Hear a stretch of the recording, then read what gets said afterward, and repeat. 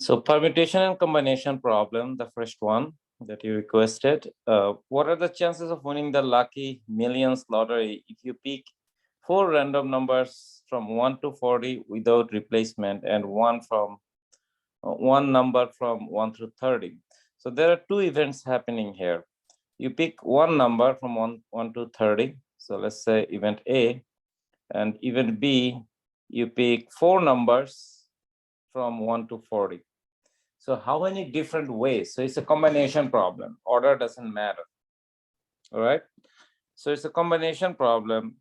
How many different ways can you pick one number from a group of 30? Because there are 30 choices for picking one number. So it's going to be 30 C1. And the other choice is how many different ways can you pick 4 numbers from a group of 40 numbers? Again, it's 40 C4. That's it. 30 C1 is just 30. You guys know it. So let's go ahead and do it. 30 C1 is 30 factorial divided by 30 minus 1 factorial times 1 factorial. That's how many ways event A can happen, okay? Which is just 30, by the way. 30 factorial is 30 times 29 factorial divided by 30 minus 1 factorial is 29 factorial, and 1 factorial is just 1. So this and this cancel out. That gives you 30. So you can pick event A. That means you can pick one number in 30 different ways. Now, event B, how many ways can you do it? 40C factorial.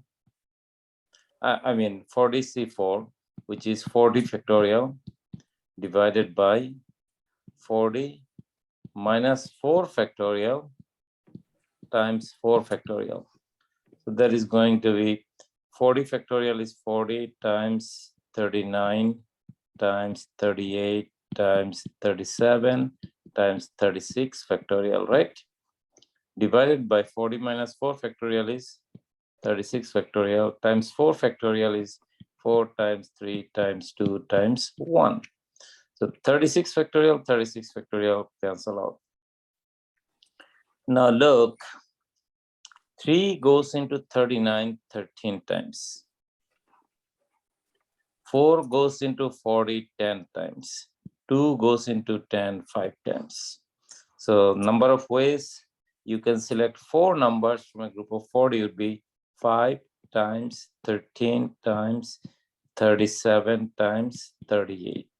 So let's see, 5 times 13 times 37 times 38. So that is 91,390. 91,390. Okay, please double check my calculations. I just did it once. So now event A can happen in 30 different ways. Event B can happen in 91,390 different ways. Together, they can happen in this times this, or 2,741,700. 2,741,700 different ways this could happen. Now, out of all the possible ways you could buy tickets, there is only one winner. So your chances of winning the lottery is 1 out of that. And that's how you'll do this problem.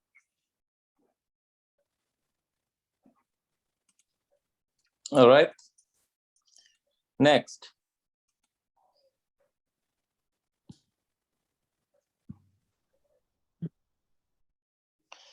So this problem, number 2, how many different groups of 23 people are possible that can occupy 25 different chairs? El otro paquetito, ¿sabes dónde lo encontré? No, está pegadito. Se lo deja al alcance. Hold on. No se le escapa nada. Okay. All right. Sorry about that. How many different groups of 23 people are possible that can occupy 25 different chairs? So remember, we are considering only groups of 23 people. ordering among them doesn't matter. So ordering doesn't matter means we are dealing with combination. So it will be 25C, 25C, 23, which you know how to do it. 25 factorial divided by 25 minus 23 factorial times 23 factorial. Okay. So 25 factorial divided by 25 minus 23 is 2 factorial and 23 factorial. So 25 times 24 times 23 factorial divided by 23 factorial times 2 factorial is 2 times 1. These cancel out. This goes into this 12. So 25 times 12 is 300. Okay, so that's how you'll do this one. The next request was for number 4. Okay. Thank you. American roulette, 1 through 36 and 00. Calculate the expected return. This problem, I kind of did it in a couple of different ways. I think more appropriate way of doing it is this. So you're calculating expected return, x times p of x times, x, p of x, x times p of x. That's what it is. So expected return for a gambler who bets $2.17, the return is 35 times if 17 shows up. So he has two choices, or she has two choices. One is losing the $2, and another is getting 35 times return, which is 2 times 35, $70. No, $2.70, the return is 35 times. So 2 times 35 is $70. So one option is losing $2, okay? Another option is getting $70. So losing $2 means expected return probability of losing is 37 out of 38, because you only win if 17 shows up, but everything else you lose. So your x times p of x is going to be negative 74 over 38, okay? And when do you win? You win only if 17 shows up, and chances of that happening 1 out of 38, that's going to be 70 out of 38. So if you add these numbers up, it's going to be negative 4 out of 38, which is negative 1 out of 19. That's approximately 5 cents negative, right? Approximately. So this is probably how you have the answer here, but that's it's not quite 100% correct. I don't know if I changed it. I forgot. Okay, so try both of these, and then maybe system will take it. But I want you to get the idea. Okay, make sure that what it exactly should be. Okay, so let's go ahead and make the slight change that I need to make. So think about this. The time that you win $70, let's say you win $70 because 17 showed up, right? But the time you win $70, technically you do not win $70. You rather win $68. Why is that? Because you already paid $2 to play the game in that round, right? You actually paid $2 to play the game in that round. So in that case, what happens? Your expected return changes. So this, instead of being 70, it is actually 68. So your chances of winning is 68 out of 38, okay? Oops, not 68 out of 38, 1 out of 38. I jumped ahead. Your chances of winning is 1 out of 38, and then x times p of x is 68 out of 38.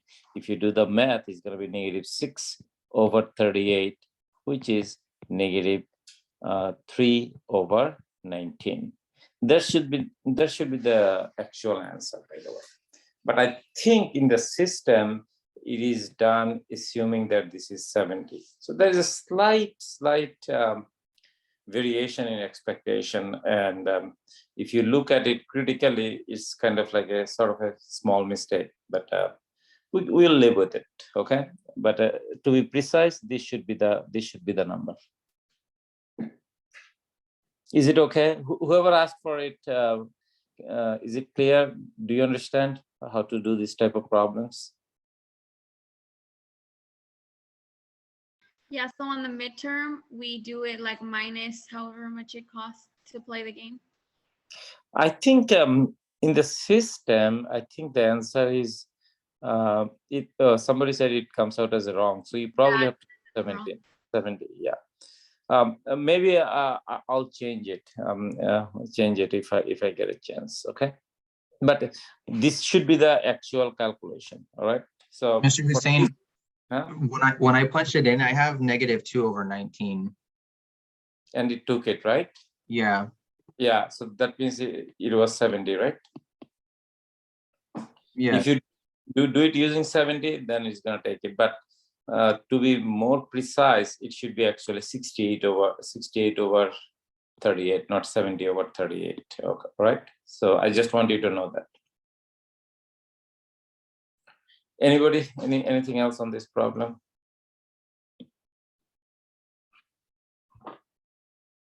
Okay, good. Let's move on to the next question. Can you do number 6, please?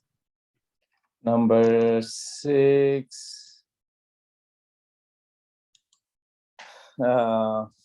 Okay. Okay, so let's see. Number 6 in this section. Oops, I went to number 9, I meant 6.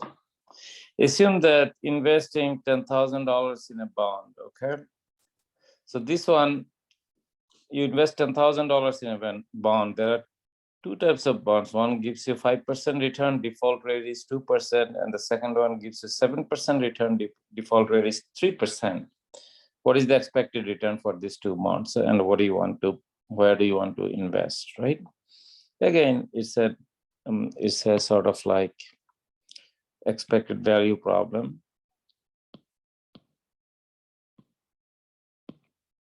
So x, p of x, x times p of x.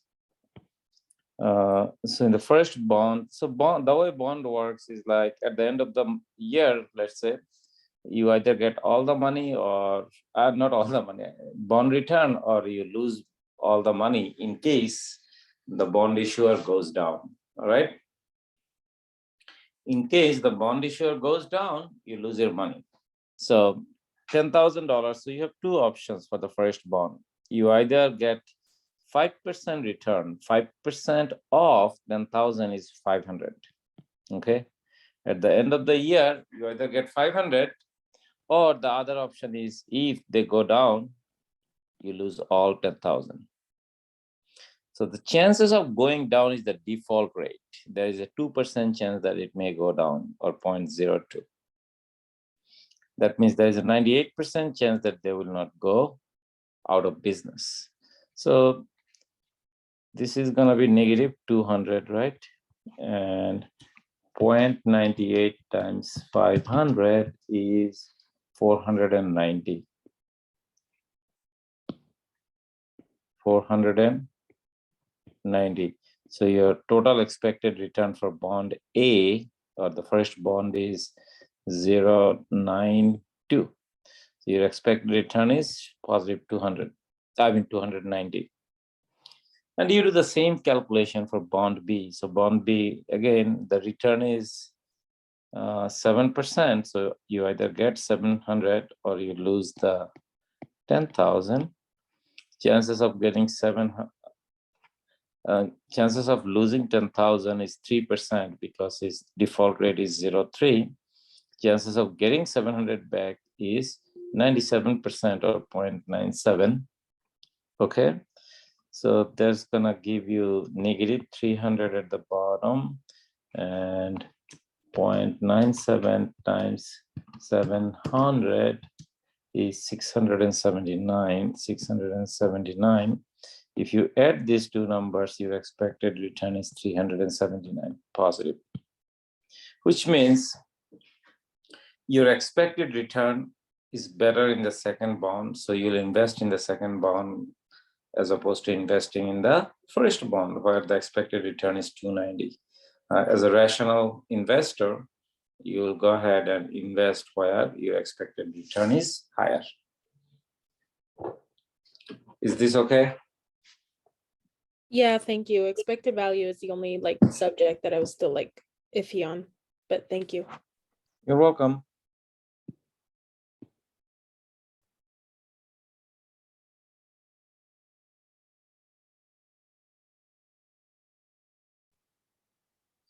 Anyone else? Any other questions that I could answer?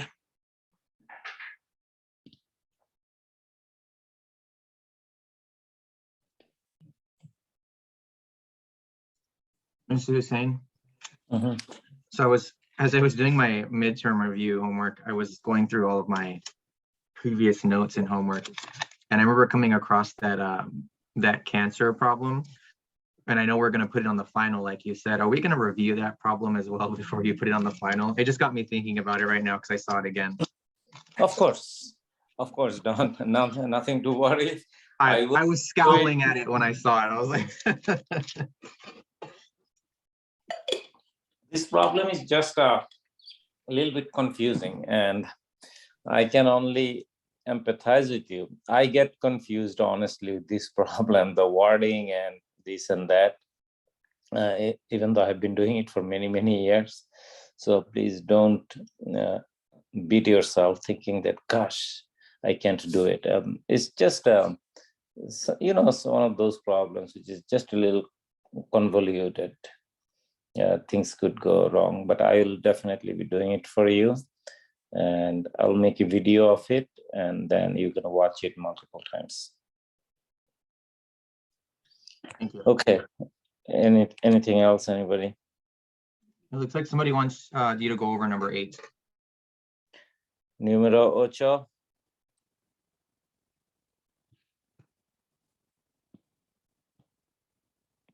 It looks like Mariah wants you to go over number 8. The student takes multiple choice test consisting of 5 questions and 4 choices for each question. 70% is the passing grade. What is the probability that the student passes the test by pure guessing? So this is a binomial distribution question. It has 2 outcomes, right? Fixed number of trials, right? There are how many questions? N is equal to 5. 2 outcomes.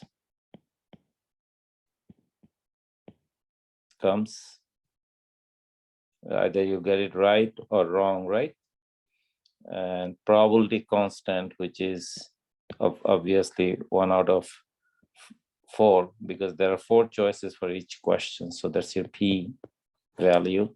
And trials are independent, meaning one question does not influence the outcome of another question. Okay. So we just use the P of X is equal to NCX P to the power X times 1 minus P to the power N minus X. That's it. So getting 70% correct. So 70% of 5 question is 3.5, right? 70% is 0.7 times 5 is 3.5, but you cannot get 3.5 questions right because it's not possible. You have to pass, you have to get 4 right, correct? So you have to find the probability of X is equal to 4. So there's gonna be 5 C4 times P to the power, P is 0.25 to the power 4 times 1 minus 0.25 to the power 5 minus 4 5C4 is just 5 times 0.25 to the power 4 times 1 minus 0.25 is 0.75 to the power 5 minus 4 is 1. That's just that. So 0.25 to the power 4 times 5 times 0.75, that is 0.0146 is equal to 0.0146. So probability that you get 4 questions right is 0.0146. So that means probability of passing is 0.0146. However, that is kind of not correct quite. What if you get 5 questions right out of 5? Do you fail? You don't, right? So you have to do the probability of x is equal to 4, then you do the probability of x is equal to 5 exactly the same way. And then the numbers you get from here and the number you got right here, you add them. And that should be your answer. Mariah, is it clear? Yes, thank you.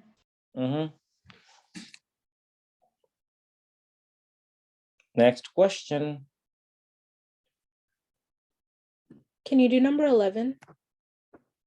Number 11. So let's go to 11. Oh, so that's the uniform distribution, right? Between 9 and 11. So that means 9 o'clock is here, 11 o'clock is here. So how many minutes are there? 120, right? So if this is 0 at 9 o'clock, this is 120. On the average, how many minutes you can expect to wait? It's A plus B divided by 2, that's the mu. A is 0, B is 120. So mu is equal to 0 plus 120 divided by 2 is equal to 60. So on the average, you can expect to wait 60 minutes.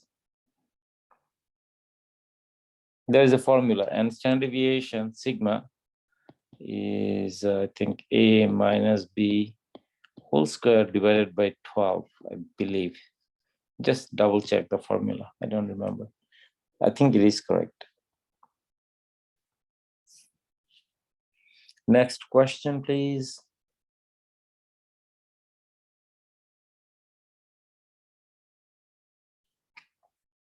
Number 14.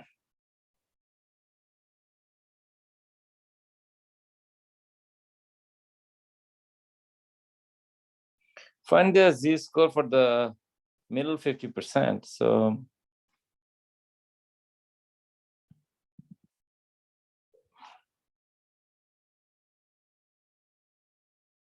this is 35K. This is 7K. Middle 50% is somewhere here, right? So you want to find this value and this value. This is 50%, and that's going to be 0.50. So the right side then is going to be 0.25, and the left side is going to be 0.25. So what is the Z-score associated with 0.25? Okay, in the standard normal distribution, you can look it up. What is the Z-score associated with 0.25? So let's go ahead and move it to the standard normal distribution. This is the normal distribution in question, but this is the standard normal distribution. Mu is equal to 0, sigma is equal to 1. So this is 50% or 0.50. This is 0.25 and this is 0.25. So associated with 0.25, what value do you get? Look it up, everybody. In the standard normal distribution associated with an area of 0.25, what value do you get?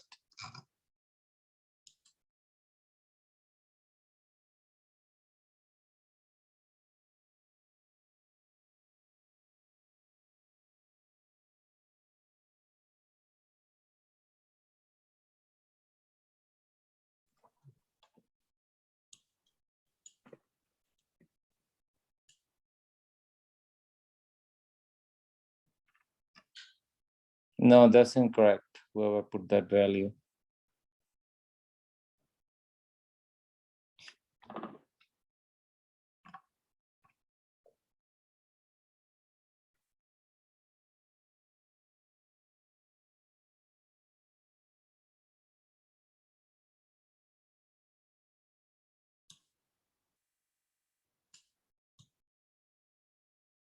Associated with 0.25, what is the value? That's incorrect. You're thinking of 0.025. Maria, it's 0.25, not 0.025.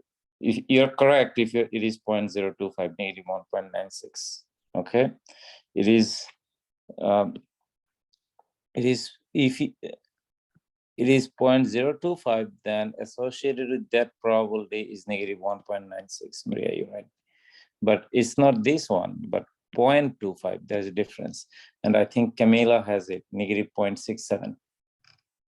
Okay, so this is going to be negative 0.67, and this is going to be positive 0.67 by symmetry. Now, what is it that the problem is asking? Write the income separated by comma. Okay, so now you have to convert it into actual income. So associated with negative 0.75 is this income, this one. Okay, so how do you find it? Easy. Is the Z-scores formula. Z is equal to X minus mu over sigma. X is, Z is negative 0.67 is equal to X is the value I'm looking for. 35,000 divided by 7,000. If I multiply both sides of this equation by 7,000, I get negative 0.67 times 7,000 is equal to X minus 35,000. If you add 35,000 to both sides, add 35,000 to both sides.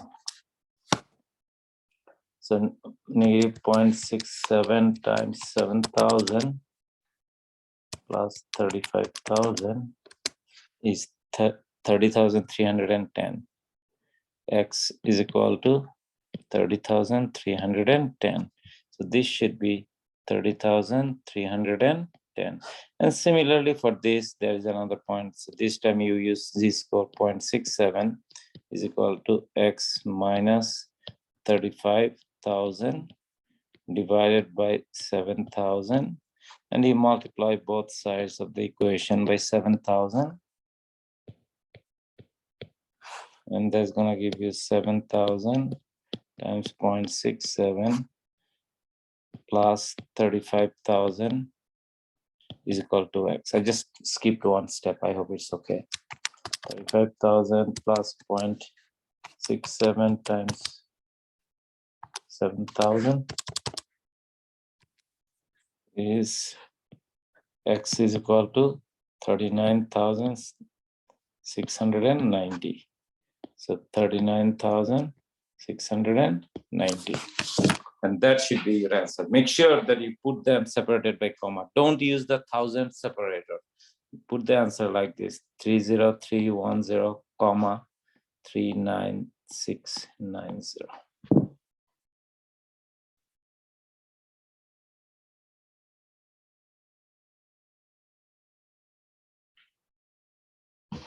All right.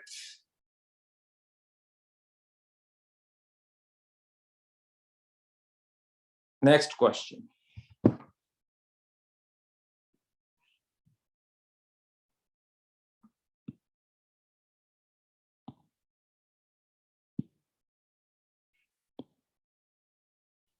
$29.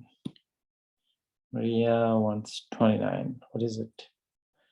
Mark Zuckerberg, the founder of the Facebook, recently announced that an average person spends 50 minutes on Messenger. Assume that the time spent in social networks are normally distributed with population standard deviation 30 minutes.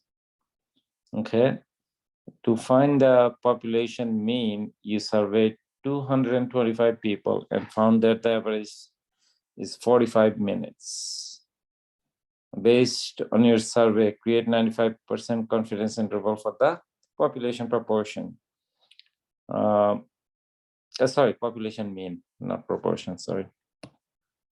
So this one is rather not so bad. X bar plus minus E. and E is equal to Z sub alpha over 2 times sigma over square root of the sample size. The numbers are there. X bar is given to you here, which is from the sample of 225, you got a 45, and your sample size N is equal to 225.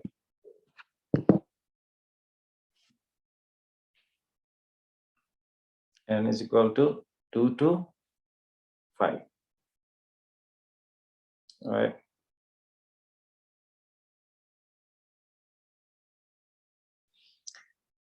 Now, next,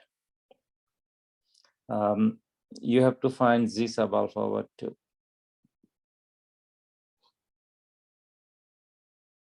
Okay, you need to find Z sub alpha over 2. All right. Remember, it's 95% confidence level. So CL is equal to 0.95. Significance level alpha is 1 minus 0.95, which is alpha is equal to 0.05. So alpha over 2 is 0.025. And Maria, this is the one. This value is gonna give you negative 1.96. So 0.025 on the right and 0.025 on the left is negative 1.96 and positive 1.96. So now you just mean is 0, standard deviation 1, standard normal distribution we're talking about.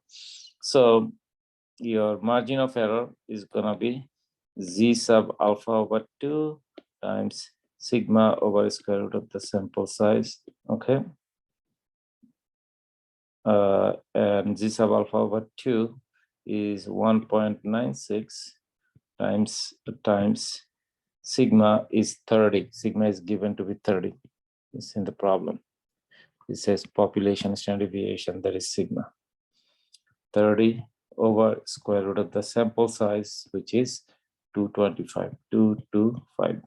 And if you do the math, it comes out to be 1.96 times 30 divided by 225 square root 3.92. E, or margin of error, is 3.92. So your confidence interval is going to be X bar plus or minus the margin of error. X bar is 45 plus or minus margin of error is 3.92. So it's going to be 45 minus 3.92 comma 45 plus 3.92. 45 minus 3.92 is 41.08, I believe, and the other one is 49.92. And that is what your confidence interval is.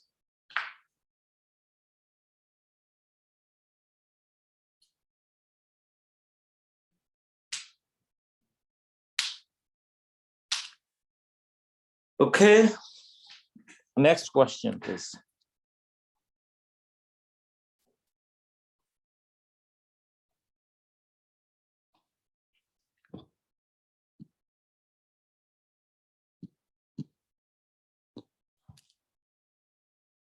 Mariah, is it okay?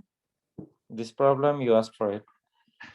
Yes, yeah, my friend needed help with this problem, so I just asked so I could send it to her. Oh, she's in the class too? Yes, but she couldn't make it to the review. Oh, okay. Good, friends helping friends, okay?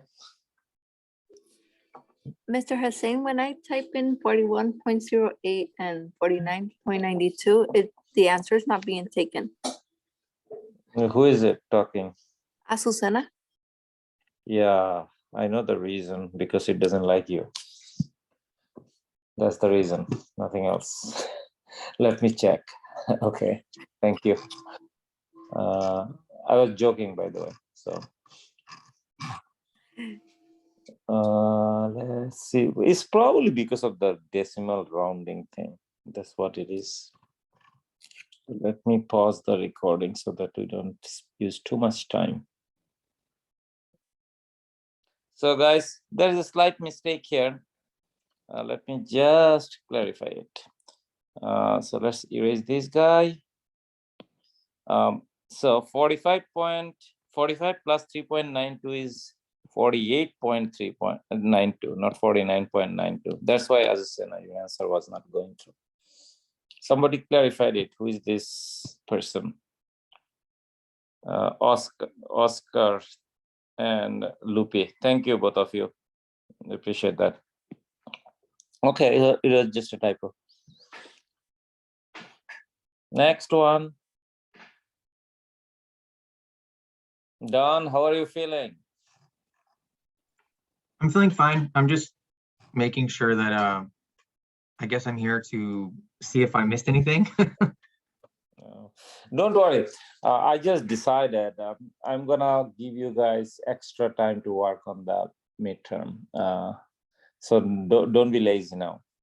I might give you until Wednesday. Okay. That's To work perfect.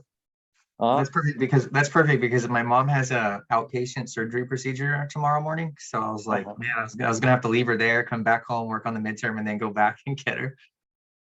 Okay, that's yeah. So that should help you. And thank you, Don. You take care of your mom a lot. That's wonderful. So yeah, I'll make the exam a little bit longer, but I'll give you extra time so that you can work until Wednesday. So you have something to work on Wednesday too. Just don't wait until Wednesday night and then be, blaming me. God, this teacher. It's not me. I'm giving you extra time to help you. So you just need to get it done. Don't wait until Thanksgiving Eve, okay? Then you might be overwhelmed. Guests are coming in, friends and family are there, or you need to travel and then you have to finish this test. Then blame goes on me. It's the teacher's fault. So please, I'm giving you extra time, so please get it done. And I want you to do it comfortably. Get it done by let's say by the end of class time on Wednesday. Finish it before. Can I ask a question? I'm sorry. Yes. Question 8. You do like Okay. N-X. Okay, all right. Let's just do it. I did this part. Now this part is, so for this, it is gonna be 5C5 times 0.25 to the power 5 times 1 minus 0.25 to the power 5 minus 5. So 5C5 is 1 times 0.25 to the power 5, then 0.75 to the power 0, which is just also 1. So your answer is basically 0.25 to the power 5, which should be, what happened?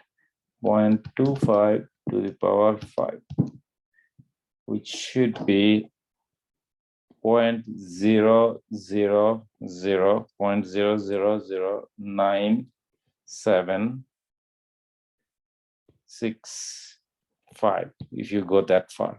So just take the first 4 digits, okay? And then so 0.0009 plus 0.0146, that's what you got, right? So just add these numbers and try that, see if it works. I did. No, yeah, I did, and it's saying like it's wrong for some reason. I don't know why. Did anyone run into this problem? Anyone else?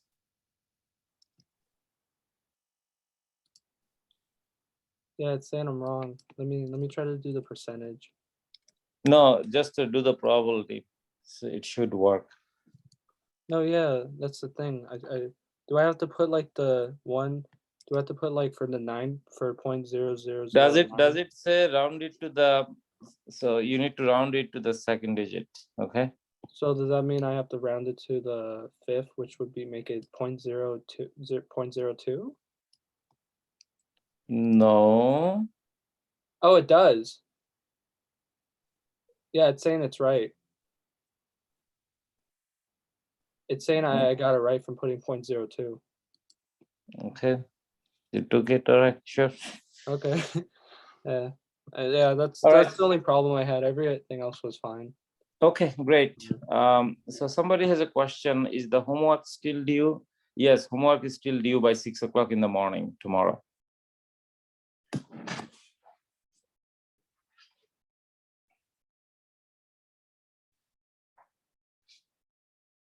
Anything else, anybody?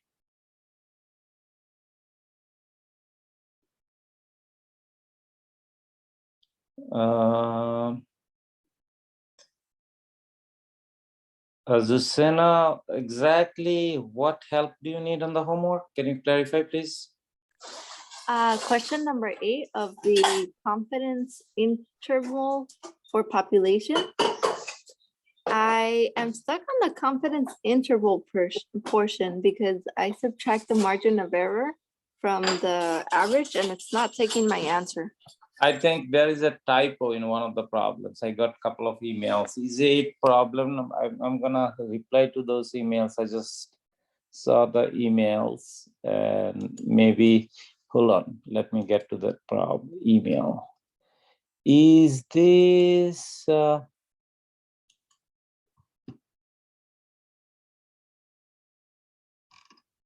problem number 8? Azucena, is it problem number 8? Yes, and it's a confidence interval question.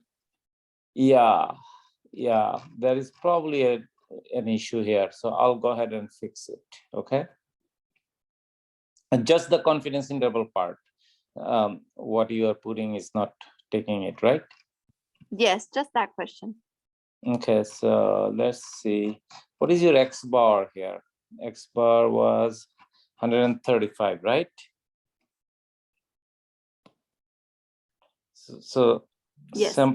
sample average for this problem is number 8 I'm on, right? Let's see. Number 8, yeah. X bar is 35. I mean 135. And then what did you get for margin of error, Azucena? 4.93. Perfect, 4.93. So 135 minus 4.93 should be 130.07 and 139.93, right? Okay. And okay, it's just a rounding error. Okay, that's exactly what it is. So I'll go ahead and fix it.